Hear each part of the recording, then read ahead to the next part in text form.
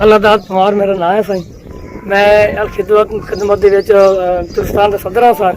ते असां जिन्होंने दोस्तों ने गुलाम फूल साहब पाकिस्तानी साहब ने इन्ना पौधे दिते हैं, उन्होंने असां जनाब शुक्रिया अदा करते हैं। गुलाम फूल पाकिस्तानी के तवसत नाल पूरे तुर्कस्तान के पौधे तकसीम होंदे पैन। मास्टर कितने पौधे तुहाडे कोल इस ट्रक के जरिए पहुंचे ने? जनाब 5000 पौधा पहुंचा साढ़े को इतना। एक एरिया के अंदर ये ला रहे हो या पूरे चौलस्तान के मुख्तलिफ लोगों को बुला के लगवा रहे हो? पूरे चुलस्तान के अंदर टोबा जात के लोग आए ने, चुलस्तान दियां बस्तियों के लोग आए ने जिन्होंने सारे पौधे दिते सी।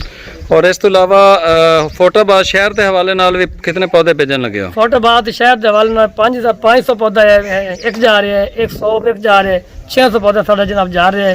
वो असी अल खिदमत के तवसत नाल उत्थे ना भेज रहे हैं। मतलब उत्थे मुख्तलिफ बस्तियों के अंदर भी अल खिदमत के जरिए लगवा रहे हो? मुख्तलिफ बस्तियों के अंदर, जिस जिमें वजीराबाद हो गया, तुर्कस्तान के इलाका है, 54 हो गया, 53 चक हो गया, और इतना सारिया तुर्कस्तान की बस्तियां जितना से पौधे करेंगे तकसीम करेंगे।